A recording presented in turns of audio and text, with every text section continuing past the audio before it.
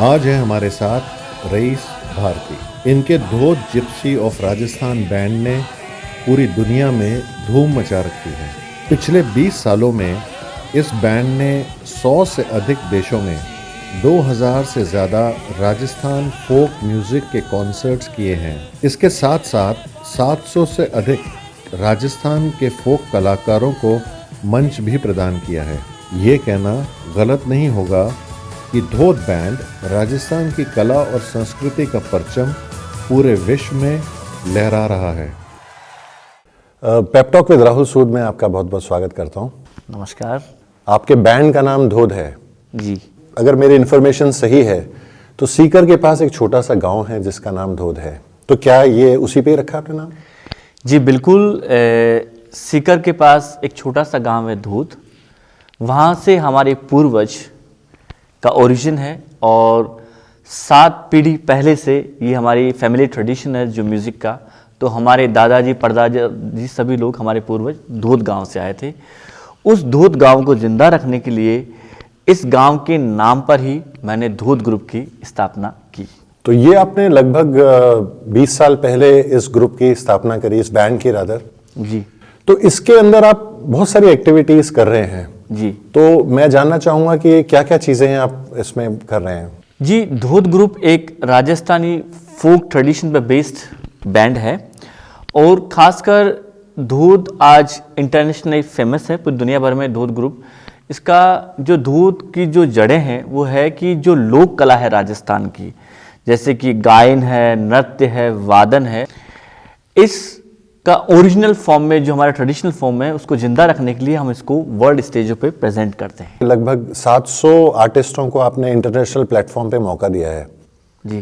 तो वो कैसे हुआ और इसकी ग्रुप की शुरुआत कैसे हुई और अब कैसे आपको थॉट आया कि आप एक इंटरनेशनल लेवल पे एक राजस्थान के आर्ट एंड कल्चर उसके एम्बेसडर बन के इतने सारे लोगों को आप चांस देंगे? जी, मेरा जन्म जयपुर में हुआ है और हमारा एक फैमिली ट्रेडिशन है, जैसे कि मैंने बताया करीब 7 पीढ़ियों से हमारे गाने बजाना घराना है, हमारी फैमिली इसमें एंगेज्ड है।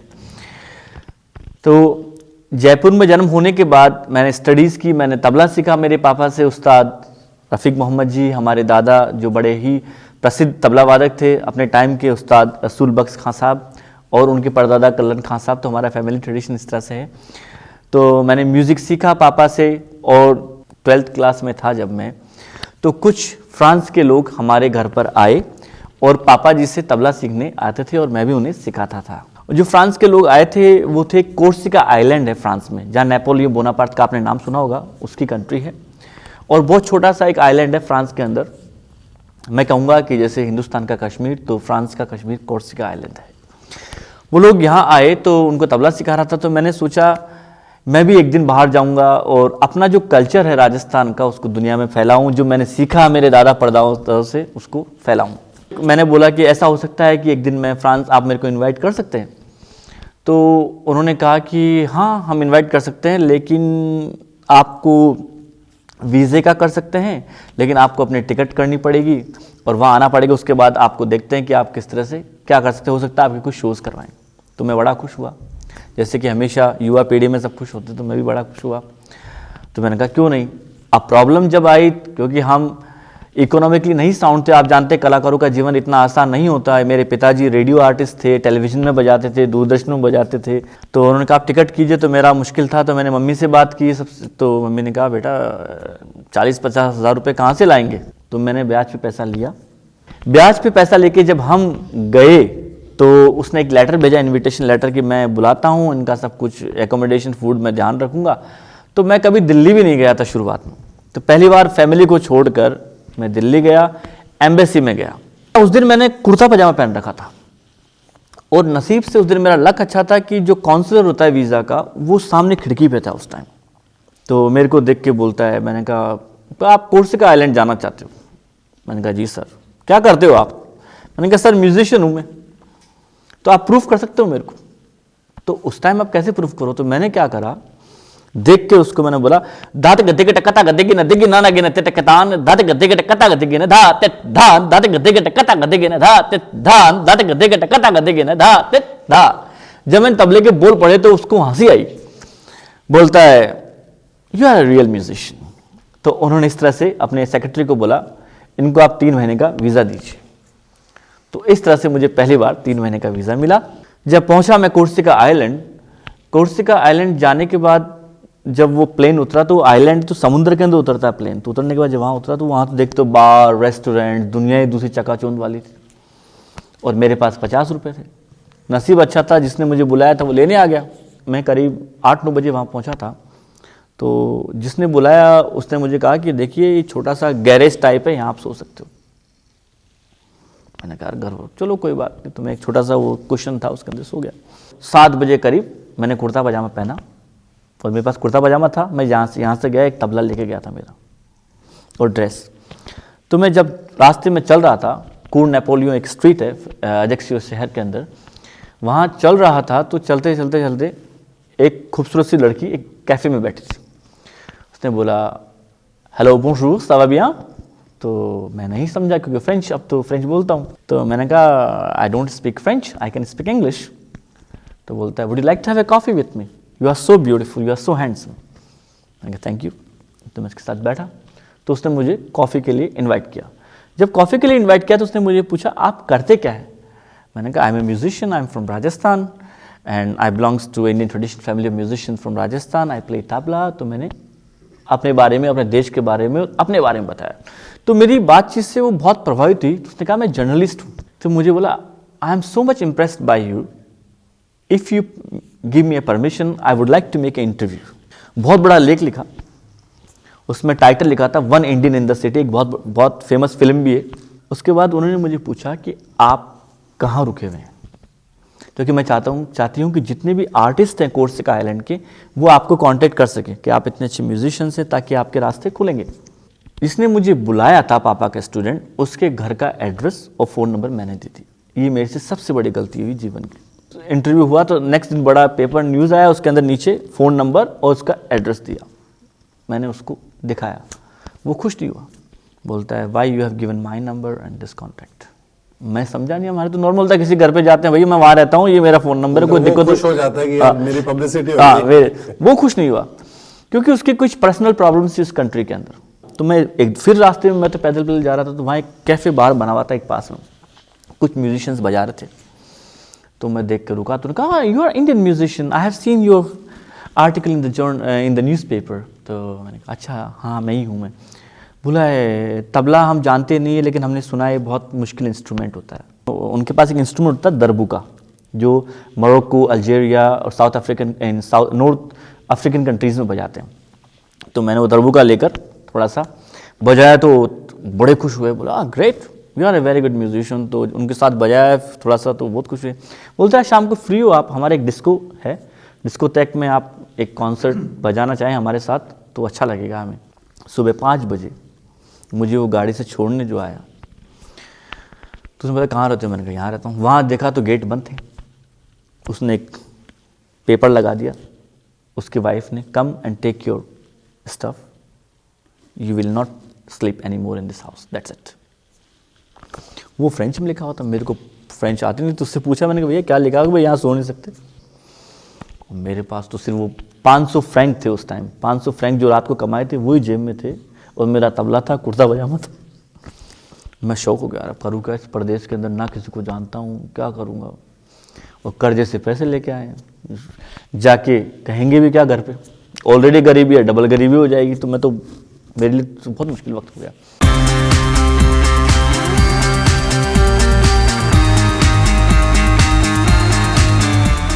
कितने टाइम तक चला वो वाला स्ट्रगल फेज? वो स्ट्रगल फेज फर्स्ट 3 महीने बहुत मुश्किल थे मेरे लिए, क्योंकि कुछ नहीं था, जीरो था, और लोग तबले को जानते नहीं थे, इंडियन म्यूजिक को नहीं जानते थे। राजस्थान तो बहुत दूर की बात है, तो उनको बताना ये तबला है, मैं इंडिया से, पहले तो रेड इंडियंस और ये अपने वाले इंडियंस में फर्क पड़ गया, तो राजस्थान इंडिया तो गांव के लोग। और दूसरा कोर्सिका एक ऐसा आइलैंड है जहाँ पर उनकी एक, जैसे राजस्थानी मारवाड़ी होती है, वहाँ कोर्सिकन भाषा है, तो और मुश्किल हो गया मेरे लिए। जर्नलिस्ट ने क्या करा कि कुछ लोगों को फ़ोन किया, तो एक उनका दोस्त था, वो कोई 2 महीने के लिए कहीं वैकेशन पे जा रहा था, तो उसने कहा मेरा अपार्टमेंट मैं दे सकता हूँ।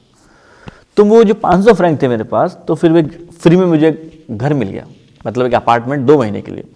उस पीरियड में फिर मैंने तबला उठाया, मैं कुछ बार्स, रेस्टोरेंट्स, कैफ़े में जहाँ भी म्यूज़िक होता था वहाँ मैं पहुँच जाता था, बोलता था, बात करता था, ऐसा है तबला है। तो मैंने कुछ लोगों के साथ फ्री में बजाया, कुछ लोगों को बताया कि मैं आर्टिस्ट हूँ। ऐसे करते करते जब उन्होंने देखा कि ये वाकई में म्यूजिशियन है, उन्होंने जब मेरे साथ कुछ गिटारिस्ट ने, फ्लैमिंगो, स्पेनिश म्यूजिशियंस ने, क्यूबन म्यूजिशियंस ने बजाया, तो धीरे धीरे जुगलबंदी जैसे होने लगी, तो फ्यूजन्स, मीटिंग्स, अलग अलग कल्चर के साथ, कोर्सिकन म्यूजिक, तो धीरे धीरे म्यूजिशियंस मुझसे वहाँ पर जुड़ने लगे। करते करते करते टेलीविजन, रेडियोज, प्रेस, बड़े बड़े स्टारों के साथ बजाना स्टार्ट किया।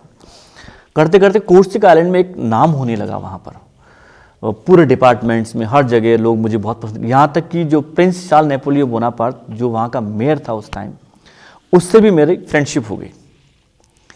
और इस तरह से धीरे धीरे करते करते करते करते कोर्सिका में जब काफ़ी टीवीज़, रेडियोज़, इंटरव्यूज़ और बहुत से कोर्सिकन म्यूजिशियंस के साथ मैंने शुरुआत की और उन्होंने बहुत पसंद किया। एक वक्त ऐसा आया 3 महीने बाद कि फ्रांस गवर्नमेंट ने मुझे बोला कि you have to go back to your country, you have 3 months visa. तो बड़ा मुश्किल हो गया। मैंने देखा अगर मैं चला गया तो दोबारा तो आने नहीं देंगे, वन वे सिस्टम है इस कंट्री के अंदर।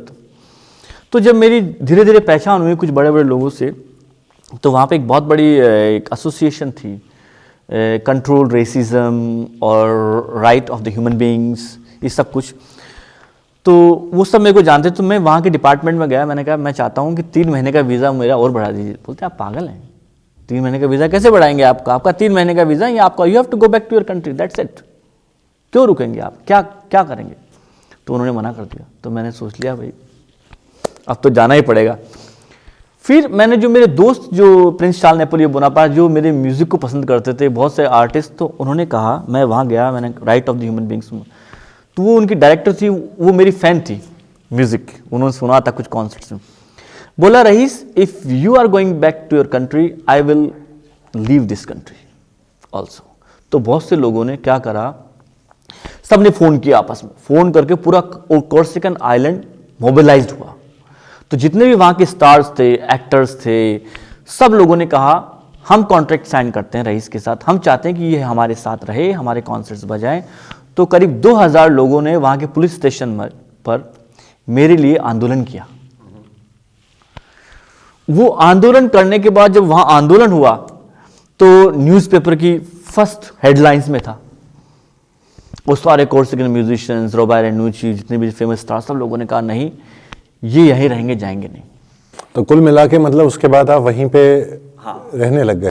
उसके बाद जब उन्होंने स्पेशल ऑर्डर दिया कि इनको एक साल का ग्रीन कार्ड दिया जाए as a artistic cultural representing, इस तरह से मुझे पहला मिला।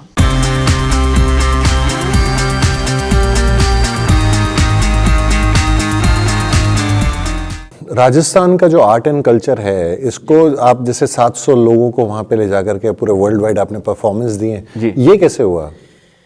जी, मेरे दिल में और मेरा पूरा जीवन राजस्थानी कला को समर्पित है, क्योंकि मैं बड़ा हुआ हूँ और जन्म मेरा म्यूजिशियन फैमिली में हुआ है।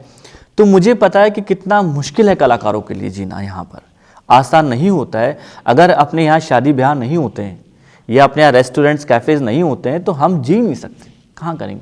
कितने टेलीविज़न कॉन्सर्ट्स होते हैं यहाँ पर, नहीं होते, कितने रेडियो कॉन्सर्ट्स होते हैं, और कितना कंपटीशन है, कितना मुश्किल है। गवर्नमेंट का सपोर्ट भी बहुत ज़्यादा नहीं है, बहुत ज़्यादा नहीं। तो बड़ा मुझे पता है कि मैं कहाँ से आया हूँ। तो धोद जो गांव है हमारे सीकर के पास, छोटा सा गांव धोद है, धोद से मेरे दादाजी परदादाजी सब वहाँ से पूर्वज वहीं से आए। तो मैंने सोचा क्यों नहीं मैं एक ऐसा ग्रुप बनाऊँ जिसमें हमारे राजस्थानी कला को पूरी दुनिया में प्रेजेंट करूं। तो मैंने सोचा धोद के नाम से, ताकि मेरा गांव और मेरा परिवार और राजस्थान हमेशा जिंदा रहेगा। इस तरह से मैंने धोद ग्रुप की स्थापना की।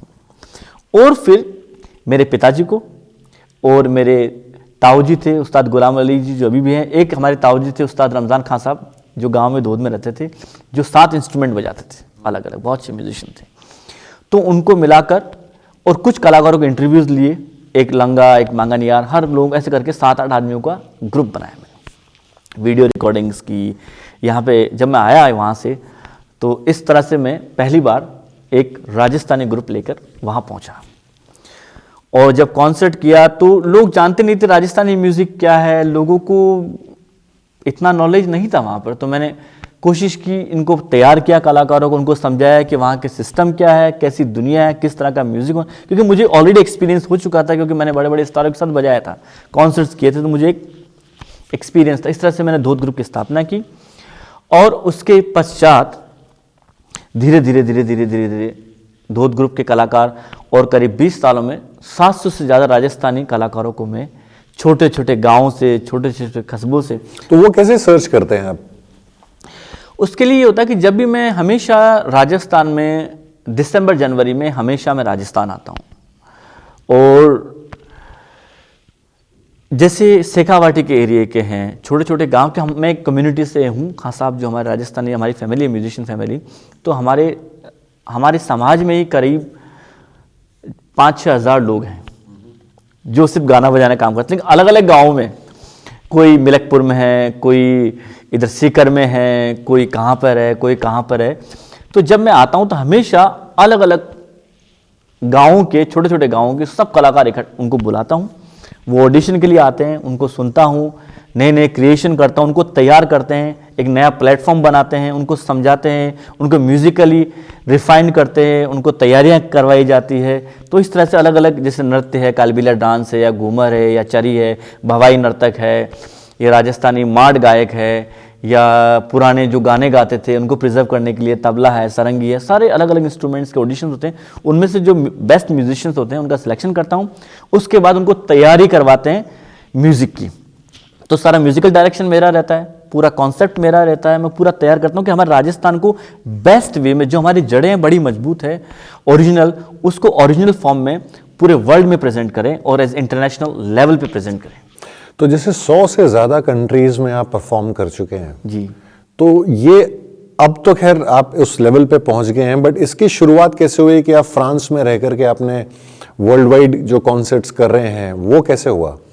जी, उसके लिए जैसे फ्रांस में हमारा जो ग्रुप गया था, धोत ग्रुप, तो हमने धीरे धीरे कॉन्सर्ट हॉल में शोज़ किए, कुछ फेस्टिवल्स, इंपॉर्टेंट फेस्टिवल्स में कॉन्सर्ट किए। तो वहाँ पे अमेरिका के फेस्टिवल डायरेक्टर्स आए हुए थे, या जर्मन के आए हुए थे, इताली के आए, तो धीरे धीरे जब वो हमारे कनेक्शंस बनते गए, धीरे धीरे कनेक्शन बनते गए और वर्ल्ड वाइड एक चेन बनी।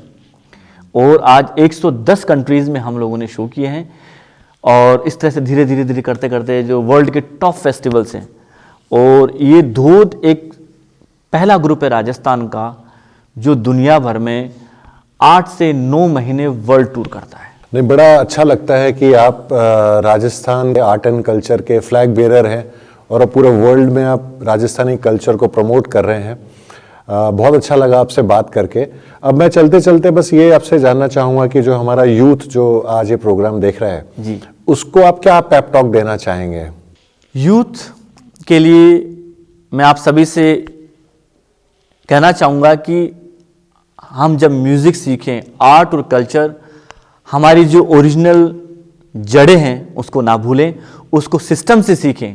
हमारा जो कल्चर है राजस्थान का, उसको सजा के रखें, उसको जोड़ के रखें। अगर आपकी रूट्स स्ट्रांग होगी तो आप जैसे कहते हैं कि हमारी अगर नींव मजबूत होगी तो उस पर हम बिल्डिंग खड़ी कर सकते हैं।